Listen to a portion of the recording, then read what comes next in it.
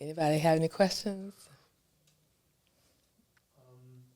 When you were underwriting for this particular deal, right, what were you taking into account for days on market or your ideal, time to sell, What I took into account is what the market showed me in the Wedgefield area.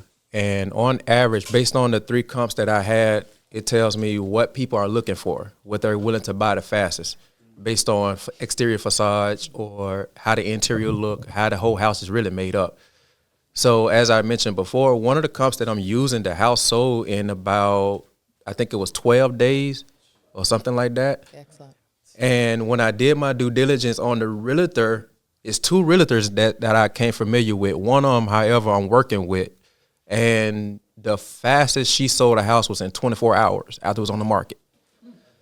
So, And how long ago was this? 2025, 2026? Yeah, 2025. Okay, excellent. It was just last year, yeah. So, and one of my comps, the longest it was on the market was like 112 days, but based on my research again, that was including construction. So, yeah. It's amazing. So everything over in that area sells within a month, on average, a month at least. Yeah. So, yeah, that's why I chose that area. Right. So, and you have plans. How long do you have plans to build in that area? Obviously, it's a lot of land available. A lot of land. Mm-hmm. I plan on, at a minimum, being able to get at least 5, because I found, overall, I found 8 areas, 8 different lots. But I'm primarily targeting 5 right now, because those 5 is either has no wetland or a minimum, or it's barely, you ain't got to do nothing to it. So, and based on the appraisal value of that land and based on what they're selling it as, I kind of have so for example, one of the lots is appraised for $90,000. The seller has it for $130,000.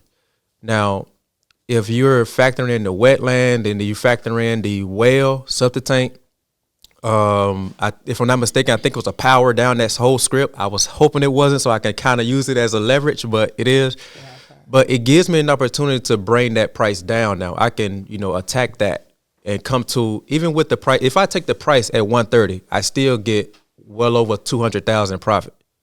But I would much rather work on my negotiation skills, being able to learn how to master talking to people, being very upfront, and not trying to get around people, manipulate them or nothing like that. That's no.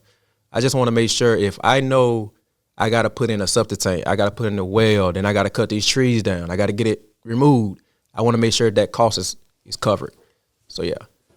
And how did you find your realtor to select which one to use?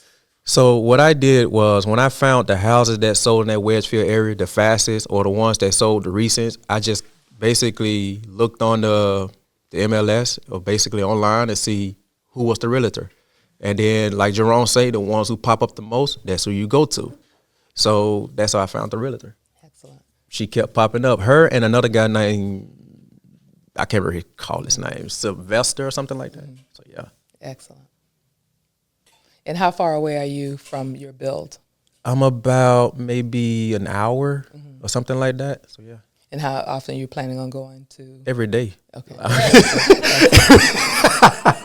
Every day. I'm going to be out there, like Jerome said, you don't have to be out there with a lawn chair. No, I'm going to be out there with a lawn chair. I'm going to be out there, hard hat and everything. I'm out there every day because, as I mentioned, like, I'm a very transparent person. And, coming up on a recent financial difficulty, I have nothing but time, so I'd much rather use my time in an area that's going to benefit me the most, not so much as trying to go into that 9-to-5 again with the W-2 ordeal. No, I'm straight. So, yeah. Excellent. Any other questions? Riley? Thank you, Riley.